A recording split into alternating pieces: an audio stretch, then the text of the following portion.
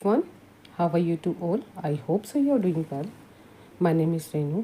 आज हम जो डिस्कस करने वाले हैं यानी कि हम समझने वाले हैं हिंदी पेडोलॉजी का बहुत ही इम्पोर्टेंट टॉपिक है और इसको हम ध्यान से समझेंगे ताकि इससे रिलेटेड जितने भी क्वेश्चन आए हम उसका क्वेश्चन को सॉल्व कर सकते हैं। ठीक है, सबसे पहले है व्याकरण। व्याकरण बहुत ही इंपॉर्टेंट पॉइंट टर्म है जो अगर आपने हिंदी पेडोलॉजी का सिलेबस देखा होगा तो उसमें इंक्लूड है। व्याकरण की भूमिका क्या होती है और व्याकरण शिक्षण हमें कैसे शिक्षित करता है, उसके किस किस उद्देश्यों को ध्यान में रखना है, व्याकरण की क्या भूमिका होती है, तो ये पढ़ेंगे। उसके बाद हम व्याकरण के बारे में और थोड़ा सा डिटेल में हम वन बाय वन व्याकरण के घटक पढ़ेंगे, व्याकरण के सिद्धांत पढ़ेंगे और व्याकरण में टीचिंग मेथोडोलॉजी में कौन कौन सी प्रयोग होते हैं इसमें बहुत ही इंपॉर्टेंट है। इसमें सारे टर्म्स मैंने क्लियर करे हैं। इसके अलावा आपको कहीं और जाने की ज़रूरत नहीं पड़ेगी, यानी कि कुछ और देखने की ज़रूरत नहीं पड़ेगी। अगर आपको उसके अलावा लगता भी है ऐसे 1% भी तो आप देख सकते हैं। ठीक है, this is your choice. Start करते हैं। व्याकरण क्या होता है जो आपको पता ही है, स्पष्ट है कि ग्रामर क्या होती है। ग्रामर आप सभी ने पढ़ ही रहे हो। उसमें हमें क्या सीखते हैं, हम किसी भी व्याकरण को पढ़ते हैं तो सबसे पहले उसकी जो भाषा होती है उसकी संरचना और उसके जो नियम होते हैं उसको ध्यान में रखते हुए हम व्याकरण सिखाते हैं। अगर हम छोटे बच्चे की बात करें तो इस घर में जो उसने भाषा सीखी हुई होती है, मातृभाषा, उसको सही सीक्वेंस में, सही नियम में कि हमें सबसे पहले सुनना है, फिर बोलना है, फिर हमारे को क्या करना है, पढ़ना है, फिर लिखना है। यही सीक्वेंस को आधार बनाते हुए हम व्याकरण के नियमों को सिखाया जाता है और सीखते हैं। ठीक है, इसमें कहने का अभिप्राय है जो यहाँ पे पॉइंट्स दे रखे हैं उसको ध्यान में से पढ़ लेते हैं। इसमें लिखा हुआ है कि मैंने जो पॉइंट यहाँ पे दिया है कि व्याकरण भाषा की संरचना और नियमों का ज्ञान है। ठीक है, जो भाषा को सही प्रयोग में सहायता करती है, यानी भाषा को सही ढंग से सीखने में हमारी मदद करती है। इसके महत्वपूर्ण पॉइंट पढ़ लेते हैं, यानी कि सब महत्व पढ़ लेते हैं। इससे क्या क्या चीज़ें हम सोल्यूशन हो सकता है। भाषा से हम जब व्याकरण को सीखते हैं या व्याकरण के नियमों को समझते हैं तो भाषा को शुद्ध और स्पष्ट बनाता है। ठीक है, विचारों को सही ढंग से व्यक्त करने में मदद करता है। जैसे अगर आप कोई भी बात बोलना चाहते हैं सामने, जब आपके पास अपनी खुद की भाषा सही ढंग से नहीं होगी, उसके नियम नहीं पता होंगे, तो आप अपनी बात किसी को कैसे समझाओगे।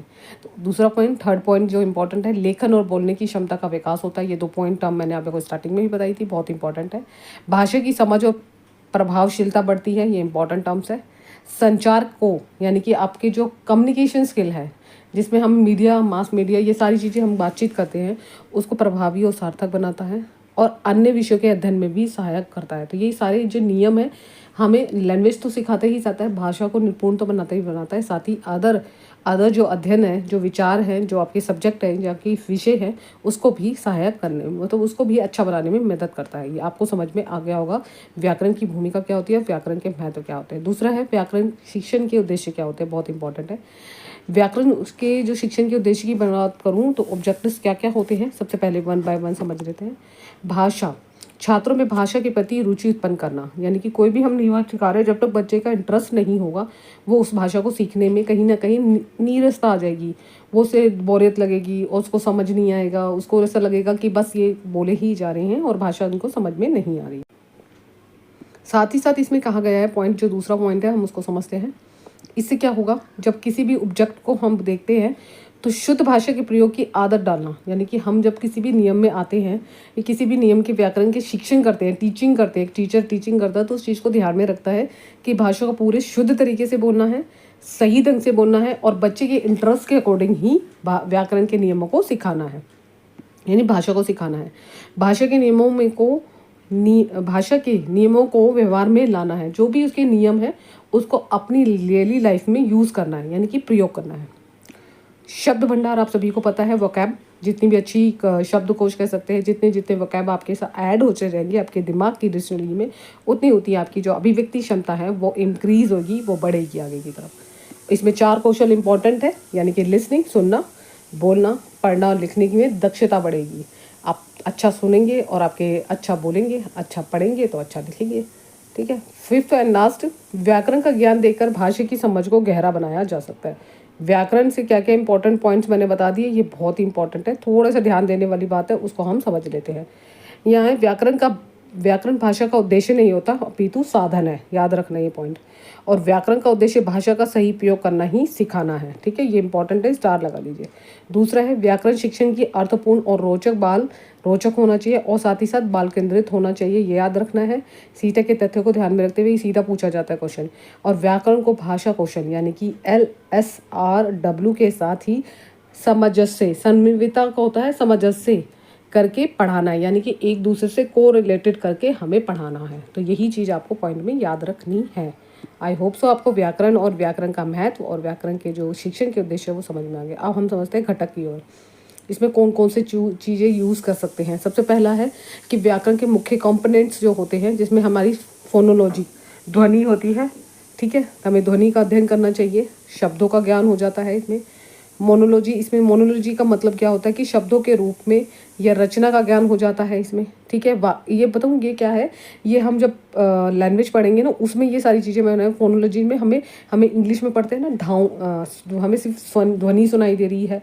जैसे मान लीजिए मैंने अ बोला तो आ की सिर्फ आपको ध्वनि सुनाई दे रही है, उसको कहेंगे फोनोलॉजी, ध्वनि का अध्ययन करना। तो ये इसलिए हिंदी में छोटी छोटी टर्म को यहाँ पे लिखा हुआ है मैंने, वो ही ध्यान रखना है। दूसरा है वोकैब। वोकैब यानी वोकैब का मतलब क्या होता है, शब्द। अब शब्दों में क्या होगा, शब्दों का ज्ञान हो जाता है इससे, ठीक है। इसमें रूप क्या होता है, इंग्लिश में भी आएगा, ये इंग्लिश में भी कराऊंगी, हिंदी में भी करा रही हूँ। शब्दों के साथ साथ रचना का ज्ञान, लिखने का ज्ञान, ठीक है। वाक्य क्या होता है, जब जैसे जैसे हम शब्दों को जोड़ते जाते हैं तो हमारे क्या हो जाते हैं, वाक्य बन जाते हैं, वही नियम सीखते हैं। साथ ही साथ सिनेस्टिक क्या होता है, जिसमें शब्दों और वाक्य दोनों का ज्ञान हो जाता है। अब यहाँ पे मान लीजिए मैंने कुछ शब्द लिखे, यानी कि शब्दों को वाक्य को बताती हूँ। जैसे मैंने लिखा राजा है शेर, यहाँ पे लिख दिया जंगल। अब यहाँ पे कोई सीक्वेंस बन रहा है, नहीं बन रहा था। तो इसी सीक्वेंस को यहाँ पे बताया गया है कि किस तरीके से हम व्याकरण के नियमों के आधार पर सही तरीके से सीक्वेंस से हमें अपने शब्दों को जोड़कर, सबसे पहले हम ध्वनियों को समझते हैं, फिर शब्दों को जो ज्ञान होता है, फिर शब्दों से रूप का ज्ञान होता है जिसको रूपिम कहते हैं, और यहाँ पे फिर वाक्य का जो होता है, जो वाक्य अलग अलग शब्दों को अलग अलग वाक्य से जोड़कर एक सही सार्थक शब्द बनाए जाते हैं। और इन्हीं शब्दों का जब अर्थ निकलने लग जाए, हम अर्थ समझने लग जाए, तो उसको हम सिमेंटिक भी कहते हैं। इंग्लिश में भी हम पढ़ेंगे, इंग्लिश पेडोलॉजी में शब्द या वाक्यों का ज्ञान कहते हैं। और इसी से ही प्रगमेटिक होता है, भाषा का सही संदर्भ में उचित प्रयोग किया जाता है, जो इम्पोर्टेंट है। अब हम समझते हैं व्याकरण के सिद्धांत, जो आपके एग्जाम के पॉइंट ऑफ व्यू से इम्पॉर्टेंट है। सबसे पहला है व्याकरण सिद्धांत, प्रिंसिपल ऑफ टीचिंग ग्रामर। व्याकरण का शिक्षण जो होता है बहुत ही सरल से कठिन की ओर हो, इजी तरीके से सिखाइए, फिर धीरे धीरे जाके मुश्किल। नियम की अपेक्षा हमें प्रयोग दें, प्रैक्टिकल नॉलेज अधिक देनी चाहिए। जितनी हम अधिक नियम तो उन्होंने ऑलरेडी पढ़ लिए होते हैं, कई बार हम पढ़ा भी देते हैं, तो हमें कितना हमने उसकी प्रैक्टिस की है वो बहुत इंपॉर्टेंट रोल है। बच्चों की आयु को, बच्चों के लेवल को, बच्चों की नीड्स को, बच्चों की रुचि को, बच्चों को मोटिवेशन के लिए, ये सारे पॉइंट हमारे टीचिंग व्याकरण में बहुत ही इंपॉर्टेंट रोल करते हैं। व्याकरण को जो चारों कौशल है उसको साथ में जोड़कर पढ़ाएं।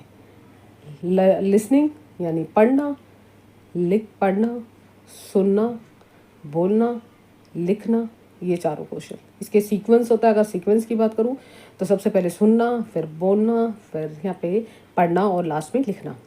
नियमों की खोज छात्र इंडक्टिव विधि से करे। इंडक्टिव मतलब स्वयं से करे, खुद से करे, अपने आप से करेगा तो जल्दी सीखेगा, ठीक है, ये इनकी सिद्धांत बोलते हैं। साथ ही साथ व्याकरण में शिक्षण रोचक होनी चाहिए, एक्टिव बेस होनी चाहिए, गतिविधियाँ होनी चाहिए, साथ ही प्रैक्टिकल नॉलेज भी होनी चाहिए। जैसे कहते हैं हम प्रयोगात्मक होनी चाहिए, गतिविधि आधारित होनी चाहिए, व्याकरण की रोचक होना चाहिए, इंटरेस्टिंग होना चाहिए, तभी बच्चा व्याकरण को आसानी से सीख पाता है। इसके पहले कुछ पॉइंट्स दे रखे हैं, वो समझ लेते हैं। पहले वाक्य दिए गए, राम स्कूल जाता है या सीता खेलती है। फिर छात्र खुद नियम बनाए। पहले क्या नियम बनाएगा वो, कर्ता ने बोला, कर्ता कौन है, सीता, क्रिया क्या हुई, खेलती है, फिर यह वाक्य बन गया। यानी कर्ता ने क्रिया को बोला और वाक्य हमारा बन गया। तो यही आगमन विधि का प्रयोग होता है, ठीक है। आगमन विधि में सबसे पहले क्या कहते हैं, उदाहरण बताए जाते हैं, फिर बाद में नियम बताए जाते हैं। तो यही चीज़ सबसे इंपॉर्टेंट होती है। और एग्जाम में एज ए टीचर आप बनने जा रहे हो तो आपको ये चीज़ याद रखनी है, ठीक है। अगला है शिक्षण विधियों में मैथडोलॉजी। शिक्षण विधियाँ बहुत इंपॉर्टेंट है। सबसे पहले आगमन विधि, डिडक्टिव विधि, उदाहरण देना है और नियम को समझाना है। इसमें नियम है, फिर उदाहरण है।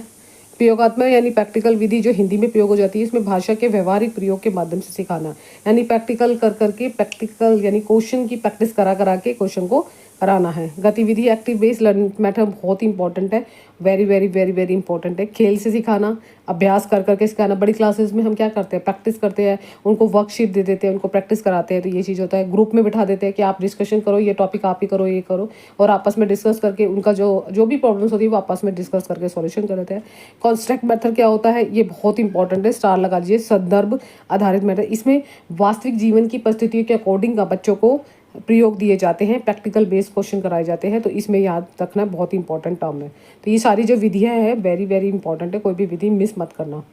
दूसरा है कि व्याकरण की विधियों में, यानी कि जो व्याकरण शिक्षण की कक्षाओं में प्रक्रिया क्या होनी चाहिए, क्लासरूम प्रोसेस कैसा होना चाहिए, प्रस्तुतिकरण होना चाहिए। पहले आप जो भी विषय समझा रहे हो या कोई भी विषय दे रहे हो तो उसके नियम पर परिचय दीजिए। पहले उसके विषय बताइए कि हम आज ये संज्ञा पढ़ाने जा रहे हैं, संज्ञा के नियम ये होते हैं, या तो ऐसे दे दीजिए या तो फिर आप क्वेश्चन एग्जाम्पल दे दीजिए, बहुत सारे उदाहरण दे के बच्चों को बताइए। बच्चा अपने आप खुद से बताएगा, नहीं बताएगा तो फिर आपको सारे नियम बताने पड़ेंगे, फिर नियम बताएंगे, फिर उसको बहुत सारे क्वेश्चन दीजिए, इससे प्रैक्टिस होगा। या फिर उदाहरण देना, प्रस्तुतिकरण बता दी, आपने संज्ञा पढ़ाना है, फिर आप उदाहरण दीजिए, उदाहरण देख के समझाइए कि मैंने लिखा कि सीता पढ़ती है, ये कुछ भी लिख दो, कुछ भी लिख दो, अब इसमें बताओ संज्ञा क्या है, बच्चे खुद बताएंगे। कि अपना नाम दे दीजिए, उनके बेस पे उठा के बच्चे को बोलो कि आप अपना कुछ भी एग्जाम्पल दो, है ना, वो बच्चे देंगे। अब मैं उसमें से आप क्वेश्चन पुटअप करो। तो इस तरीके से बच्चे उदाहरण देके और फिर उसका डेली अभ्यास कराओ। फिर उसका अभ्यास करा के जो कौशल है उसने क्या करा, भाषा कौशल में नियमों का प्रयोग करवाओ। फिर भाषा कौशल में जो भी इसके नियम होते हैं कि संज्ञा के नियम क्या होते हैं वो बताओ। कि किसमें भी व्यक्ति, वस्तु या स्थान या किसी भी जानवर का नाम आ जाए उसको हम संज्ञा कहते हैं, उसमें नाम दे दो डिफरेंट। कि नाम व्यक्ति का हो गया, जैसे सीता दिया, फिर मैंने यहाँ पे ले दिया जगह का नाम दिया, जगह का नाम दिल्ली हो गया। फिर एनिमल, कोई भी जानवर का नाम लिख दिया। छोटी क्लासेस में ऐसे ही तो सिखाया जाता है, बड़ी क्लासेस में थोड़ा सा डिफरेंट तरीके से सिखाया जाता है क्योंकि उनको पहले से ही नॉलेज होती है। फिर उसका फीडबैक लीजिए कि बच्चों को जितना भी आपने पढ़ाया उसका फीडबैक एक लीजिए। फीडबैक कैसे लोगे, कोई भी और एग्जाम्पल दो, बताओ ये किसका उदाहरण है, ये क्या संज्ञावाचक है, भाववाचक है, व्यक्तिवाचक है, समूहवाचक है या जातिवाचक है। तो इस तरीके से मूल्यांकन भी हो जाएगा, बच्चे का पता भी चलेगा किस किस बच्चे को समझ में आया, किस किस बच्चे को समझ में आया। तो ये बहुत ही इंपॉर्टेंट, जी जितने भी हिंदी पैथोलॉजी के मेथड दिए ना बहुत ही अच्छे हैं। आप खुद से भी अपने टीचिंग करते हो तो टीचिंग में भी आप अप्लाई कर सकते हो। फिर त्रुटियाँ पता चलेगी कि बच्चों ने गलती करी है, गलती से क्या होगा, सुधार करोगे, मार्गदर्शन दोगे कि हाँ यहाँ पे गलती करी, अब आगे से ऐसी गलती नहीं होनी चाहिए। बस यही टीचिंग होती है और यही चीज़ें आप बच्चों को समझानी पड़ती है। दूसरा, व्याकरण में किन किन शिक्षण टीचिंग करते समय किन किन चीज़ों का ध्यान में रखना है, बहुत ही इंपॉर्टेंट है। व्याकरण को बोझिल ना बनाएं, सरल और रोचक बनाएं, बहुत ईजी है। नियम को याद करने की बजाय समझ और प्रयोग का याद करना बहुत नेगेटिव सेंस में आता है, कभी भी याद कराना नहीं होना चाहिए। हर नियम के साथ पर्याप्त उदाहरण दीजिए और प्रयास कराइए। जितनी भी टूटियाँ हो रही है उसको प्रेम पूर्वक सुधारिए। ये नहीं करिए कि हाँ नहीं उस बच्चे को समझ में नहीं आ रहा तो आप उसको छोड़ दोगे, नहीं, उसको बताइए, दोबारा समझाइए। क्या उसको अलग से ग्रुप में, बच्चों को ऐसा ग्रुप ले लीजिए, उसको अलग से ग्रुप बना दीजिए, वहीं पर बच्चे उसके साथ बिठा दीजिए कि बेटा ऐसे ऐसे होता है, वो एक दूसरे को समझाएंगे तो बहुत ईजिली समझ पाएंगे। व्याकरण शिक्षक को जीवन से जोड़े, यानी कि रियल बेस्ड सिचुएशन के अकॉर्डिंग उसको जोड़े। क्या नियम होते हैं ये आप सभी को मैंने बता दिया। दूसरा, व्याकरण शिक्षण के लाभ क्या होते हैं ये पढ़ लेते हैं, बेनिफिट्स क्या होते हैं। ठीक है, बेनिफिट्स में यहाँ पे लिखा हुआ है सबसे नंबर 1 पे कि भाषा में शुद्धता आती है, विचारों स्पष्टता प्रभावित बनाते हैं, लेखन बोलने क्षमता की वृद्धि होती है, संचार कौशल कुशल और प्रभावी होता है, शैक्षिक उपलब्धियों में वृद्धि होती है। तो ये सारे कौशल इंपॉर्टेंट होते हैं और इसको ही समझना होता है। सबसे पहले महत्वपूर्ण 1 लाइनर क्वेश्चन डिस्कस कर लेते हैं। भाषा सीखने का पहला क्वेश्चन होता है श्रवण, भाषा सीखने का अंतिम क्वेश्चन होता है लेखन। ग्रहणात्मक, ये मैं पहले भी करा चुकी हूँ। कौशल जो होते हैं श्रवण और पठन होते हैं। उत्पादक, यानी कि उत्पादक कौशल कौन से होते हैं, बोलना लिखना।